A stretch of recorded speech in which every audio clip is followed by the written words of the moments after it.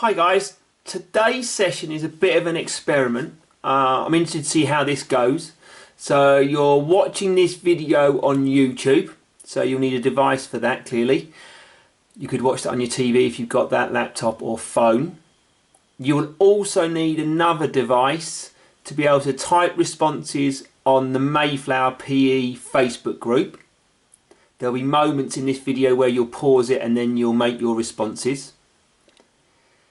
Then at the end, a bit like we normally do where we play Kahoot, today I've mixed it up. We're going to use a similar website called Quizizz. I've put the link on the Facebook group, so hopefully you either got the app or you've got that web page ready to go. It's very similar to Kahoot, but you're able to play it live without seeing it on my screen. And it's a little bit self-paced, but you will be competing against the rest of the class, so there are points up for grabs here. So what we're looking at in today's session is the concepts of physical activity and sport as a unit. So the next few lessons, weeks, we'll be looking at physical activity, sport, PE, etc. In today's session, we're particularly looking at physical recreation versus sport. What are the similarities, what are the differences? Because in exam style questions you'll be asked to be able to know the differences between them and why both are really important for performers and for society. So you're following this YouTube video. Pause when the video says pause. I've also written on the PowerPoint when you need to pause, because that then gives you thinking time and then a bit of response time where you can type your best answers onto the Facebook group. So what I want you to type is your answers onto the post that I've made, and then we should get like a long stream of really good responses. So respond on there. So the first bit, physical recreation. So using 8 words, so try and think of 8 words that characterise physical recreation. So what do you think are the 8 characteristics of physical recreation? So as you think of a really good one, you might want to think of 4 or 5 first, then type your best 4 in. If it's a good one and it fits, I'm going to click like. If it's incorrect, I'm going to put a sad face. So type in 1 characteristic at a time. Don't group all 4. Okay? I want you to pause your video now and answer those questions. Pause now.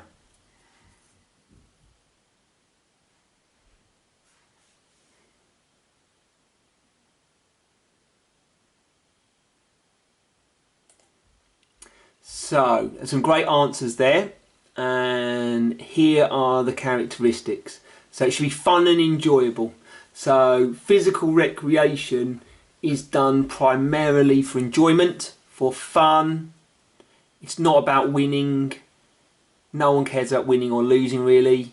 It's very informal, which means you can do it whenever you want, in the situation you want, with who you want. Okay, it's kind of organised by yourselves. It's not official in any way.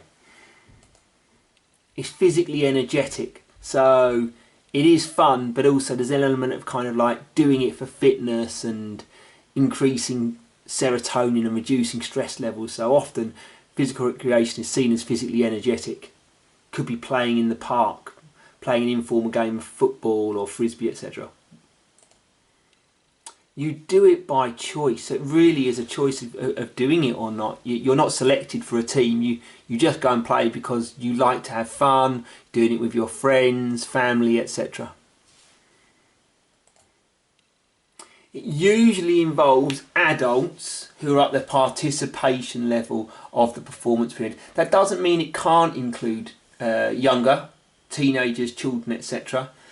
But by the time they reach adulthood, they're possibly playing at the participation level because they're playing just for fun. Okay.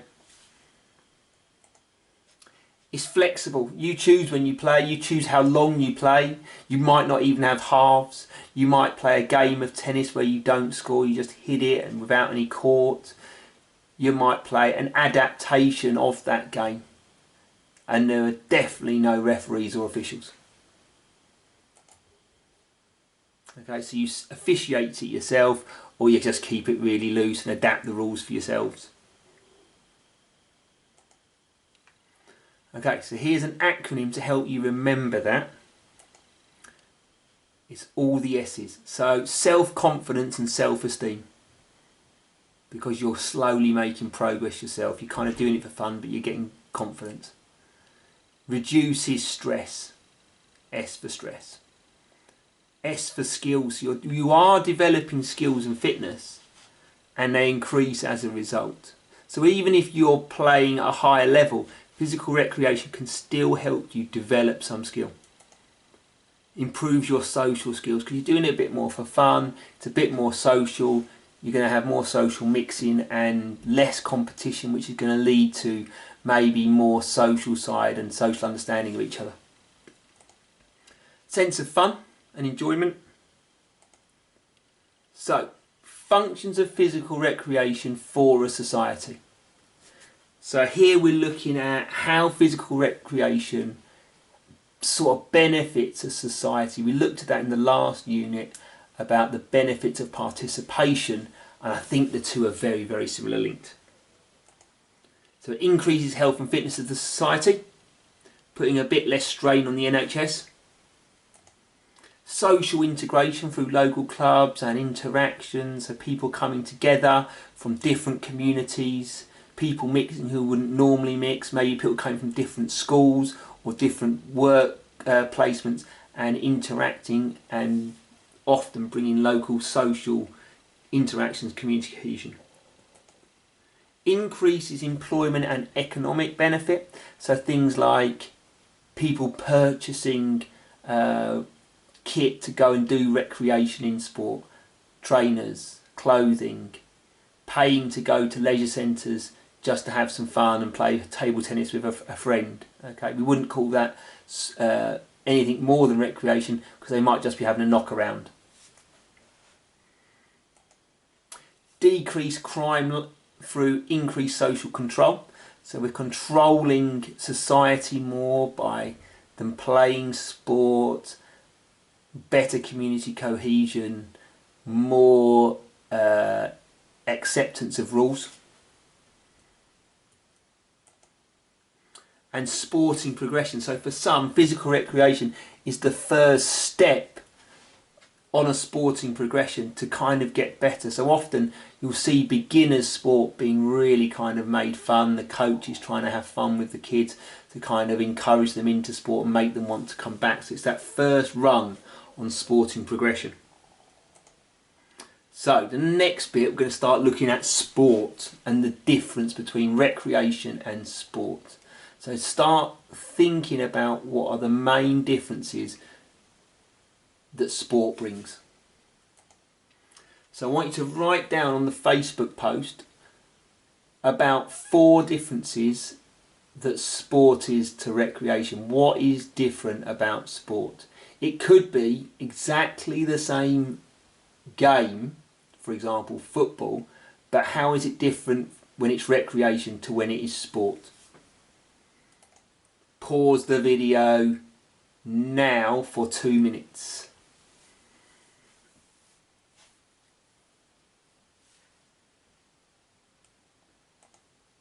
Okay, so there's some great responses. Liked those. Let's see how many are correct and how many you've got. There were some there that were really, really interesting. Highly structured. So we've got rules. We're following the rule book given by the national governing body. There's a correct pitch for the age group. There's a correct court. There's a time limit. It's probably run at a proper facility, such as a leisure centre or football ground. It's marked out. It's clear what that type of pitch is, and you're following the correct rules and you're following the time limits of that game. You're using specialist equipment, so you're using specialist footwear so you get the best performance from yourself. You're using probably football kit to designate which team you're in, or you're wearing kit suitable for that activity. You're using rackets, hockey sticks, cricket bats that are going to help improve your performance or help you perform to the best.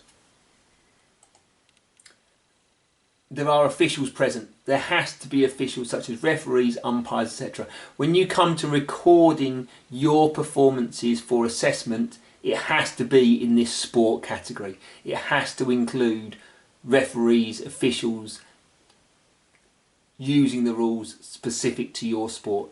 Your assessment has to be in the sport element. Strategies and tactics are used by you and your teammates to defeat the opposition. They're planned in advance and you're trying to use them or adapt them to beat your opposition. There are rewards in sport. They could be extrinsic, such as trophies, prize money, league points. But there are also intrinsic, so rewards that you get inside yourself, such as personal satisfaction from your performance, improved self-confidence because you performed really well, or you've risen to a higher level and you felt really good about your performance. So you've probably done these two terms with Miss Jones. So extrinsic means external to your body, so you receive a trophy that's outside of your body. Intrinsic means inside of you, is how you feel. Okay. There's high skill level in sport and it's a high level of fitness. So you're playing sport and you should be seeing in yourself and in others high levels of skill, fitness and athletic prowess. There'd be high levels of commitment and training we'd expect from sporting performers. So they're training to get better, to improve themselves, to be better in the next competition or the upcoming season or the upcoming games. It's serious and it's competitive. Winning is important. Although we've talked about fair play and winning not being the only thing, often in sport the main focus at the start of that is winning. How you act is a different thing. Everybody when they're playing sport wants to win or do their best, and that's where that serious and competitive element comes in. Okay, here's an acronym. Now I want you to try and guess the acronym. I've given you the first letter and I've given you some clues, and if you think back on this you might be able to get some of them. So it's serious and competitive, it's prowess, skill, athleticism, it's organised, it's rewards, and it's time, so sport. Okay, so serious, prowess, organised, rewards and time. Okay, there they are. And then here are the benefits. These are the ones I want you to guess. So guess the following, use the clues and pause the video when I've clicked all of these on. So wait till I've clicked these on. Okay, so there's 3 S's and there's 3 E's in this acronym. One, the clue is NHS. The next one is S then C. We've mentioned that earlier this year. The third S is some integration, mentioned today. The next one includes sports shops, coaches, personal trainers. The next E is E something benefits or benefit. And the last E is equal rights to participate. Now pause the video.